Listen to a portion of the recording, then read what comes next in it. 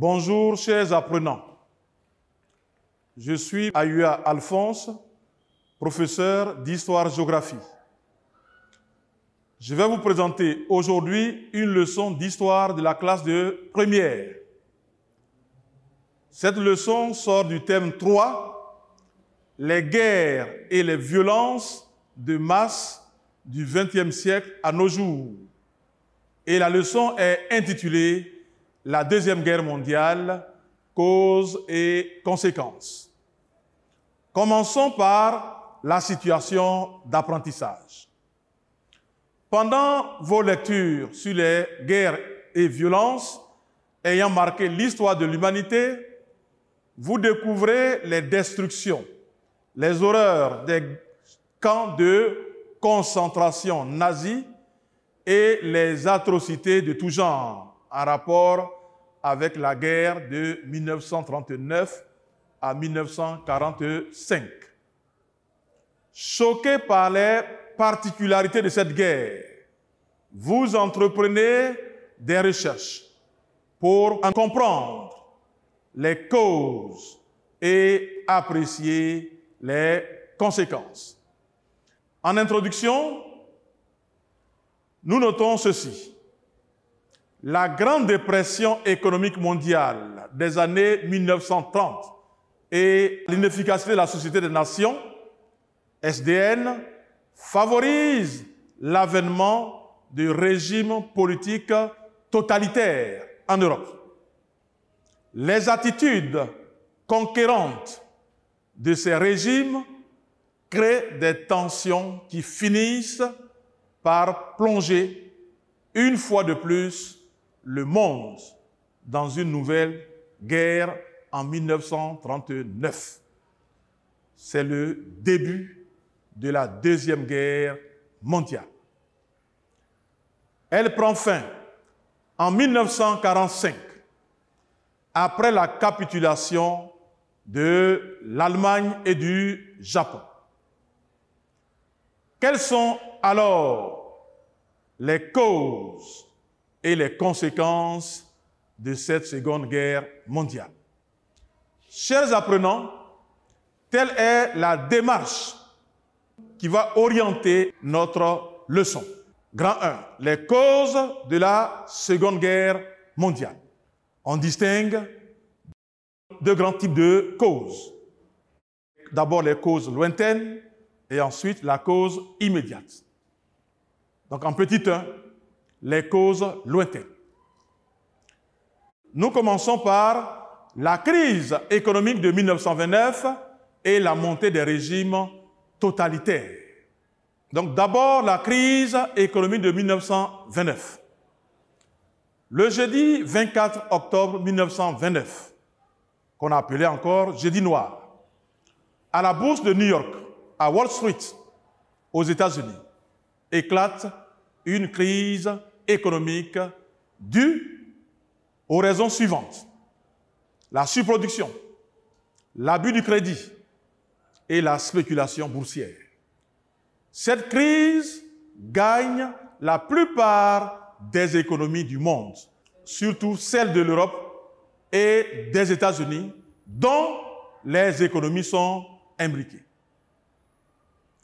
Et le rapatriement des capitaux des États-Unis placés préalablement pour la reconstruction de l'Europe va accélérer la propagation de la crise. Ensuite, voyons la montée des régimes totalitaires. La récession, c'est-à-dire la crise économique, et le chômage facilitent la prise du pouvoir par des régimes totalitaires. D'abord, l'Italie.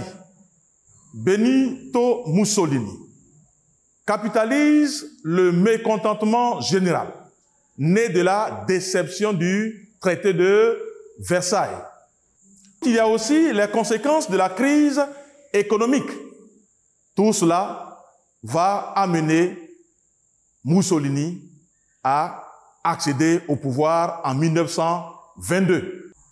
Au niveau du Japon, le 10 novembre 1928, Hirohito est couronné empereur du Japon après le décès de son père en 1926. En Allemagne, Adolf Hitler accède légalement au pouvoir après les élections législatives de janvier 1933 et devient le chancelier le 30 juin 1933. En Allemagne, chancelier, c'est le premier ministre. Une fois au pouvoir, Adolf Hitler affiche sa volonté d'affranchir son pays des accords de Versailles. À Versailles, par exemple, l'Allemagne a été condamnée à payer 132 milliards de marks or. L'Allemagne a perdu pratiquement son armée. Ensuite, Hitler va vouloir dominer l'Europe et constituer le Grand Reich, c'est-à-dire regrouper toutes les populations d'origine allemande dans une grande nation. Passons maintenant à la troisième cause lointaine, c'est-à-dire le refus des clauses du traité de Versailles par l'Allemagne. Le traité de Versailles tient l'Allemagne pour responsable de la guerre. Et ce pays va se sentir humilié. Pour toutes ces raisons, l'Allemagne estime que le traité de Versailles est un diktat inacceptable.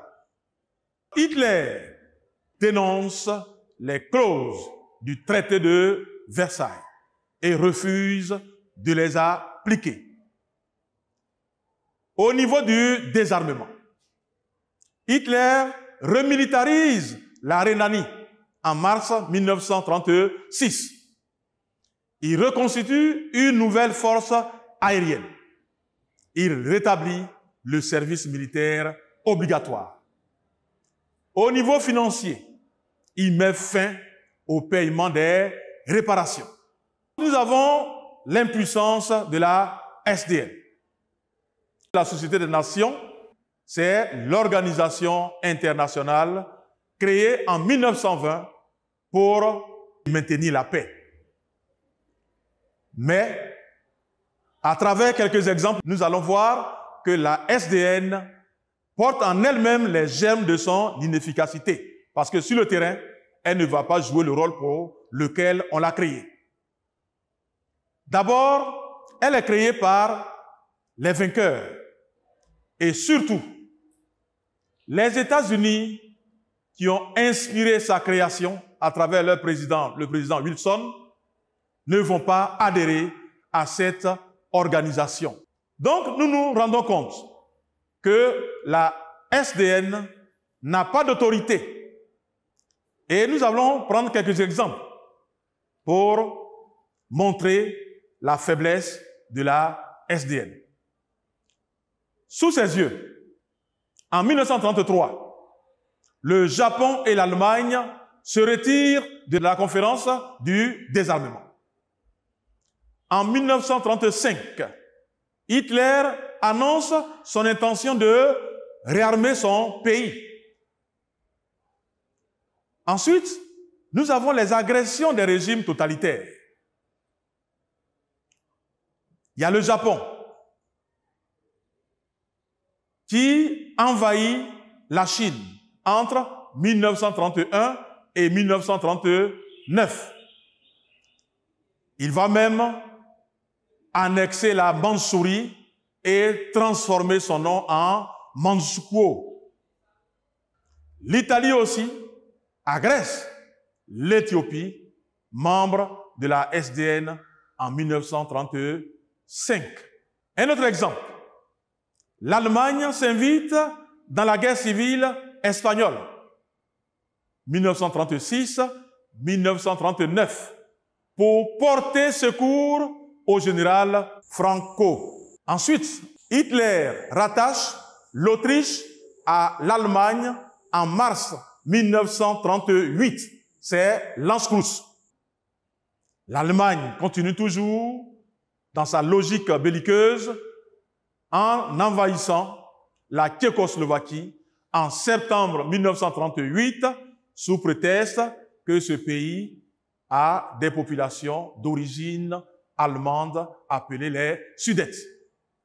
Face au comportement des régimes totalitaires, quelle va être l'attitude des démocraties? Ces régimes démocratiques ne vont pas réagir.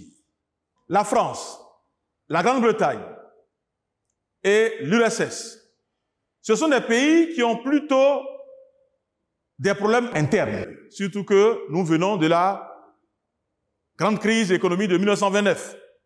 Nous venons de sortir de cette crise.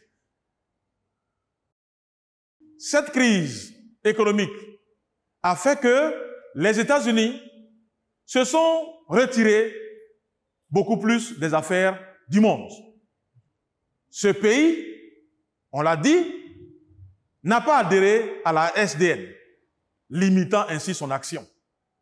Quand on prend tous les Occidentaux, c'est-à-dire la France, la Grande-Bretagne, les États-Unis, ils se méfient de l'URSS à cause de son régime politique qu'est le communisme.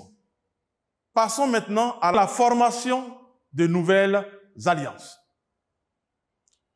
Face aux intérêts semblables, des alliances se nouent entre les pays. D'abord, nous avons les puissants de l'Axe. Donc l'Axe, Rome, Berlin, Tokyo, formé de l'Italie de Benito Mussolini, de l'Allemagne d'Adolf Hitler et du Japon de l'empereur Hirohito. Le 1er novembre 1936, l'Axe Rome-Berlin fut proclamé et le pacte anti-Comintern auquel adhère l'Italie en 1937 est signé entre le Japon et l'Allemagne. C'est un pacte pour isoler l'URSS. Le pacte d'acier ou traité de Berlin entre l'Allemagne et l'Italie le 22 mai 1939 ou pacte militaire offensif. De l'autre côté, il y a les alliés formés du Royaume-Uni de Winston Churchill, de la France du général de Gaulle, de l'URSS de Joseph Staline et des États-Unis de Franklin Delano Roosevelt. On constate donc que désormais, le monde est divisé en deux grandes alliances qui vont s'affronter. Il ne manque plus que l'élément qui va déclencher la Deuxième Guerre mondiale. Et cet élément déclencheur va être l'agression de la Pologne par l'Allemagne le 1er septembre 1939. Donc, avant de parler même de l'invasion de la Pologne le 1er septembre 1939, il faut relever les agressions de 1939, c'est-à-dire les agressions avant celles de la Pologne. En mars 1939, l'Allemagne d'Hitler envahit la Bohême et la Moravie. Ce sont des régions de la Tchécoslovaquie, toujours dans sa quête de regrouper les populations d'origine allemande. De son côté, l'Italie de Mussolini envahit l'Albanie le 7 avril 1939. Face à ces agressions, ceux qui ont dessiné le nouvel ordre mondial n'ont pas réagi. Mais il n'en sera pas de même de l'agression de la Pologne. En effet, l'invasion de la Pologne le 1er septembre 1939 par l'armée allemande est l'élément déclencheur de la Deuxième Guerre mondiale. Les Allemands voulaient surtout récupérer le corridor de Danzig pour avoir un accès à la mer Baltique. au nom toujours de la conquête de l'espace vital à l'Est. Cette invasion déclenche la réaction de la France et de la Grande-Bretagne, alliés de la Pologne. Ces pays déclarent la guerre à l'Allemagne le 3 septembre 1939. C'est le début de la Seconde Guerre mondiale. Nous sommes à la fin, chers apprenants, de la première partie de notre leçon. Je vais vous soumettre à une activité d'application. Activité d'application numéro 1. Indique par une croix dans la case qui convient si l'affirmation est vraie ou fausse. Affirmation 1. Le traité de Versailles a été signé le 28 juillet 1919. Vrai ou faux? Deuxième affirmation. Le déclenchement de la Deuxième Guerre mondiale est provoqué par l'agression de la Pologne. Affirmation 3. La Deuxième Guerre mondiale a commencé en 1938. Quatrième affirmation. L'agressivité est un caractère des régimes totalitaires en Allemagne et en Italie dans les années 1930. Cinquième affirmation. Adolf Hitler arrive au pouvoir en 1933 grâce au vote des nombreux chômeurs allemands.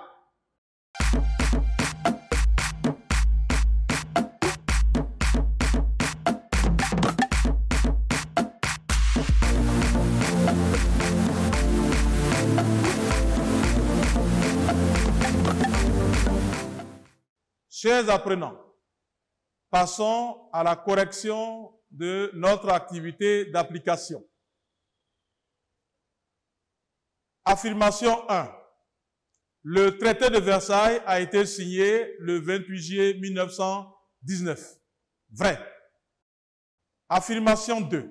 Le déclenchement de la Deuxième Guerre mondiale est provoqué par l'agression de la Pologne. Vrai. Affirmation 3. La Deuxième Guerre mondiale a commencé en 1938. Faux. Parce que la guerre a commencé en 1939. 4.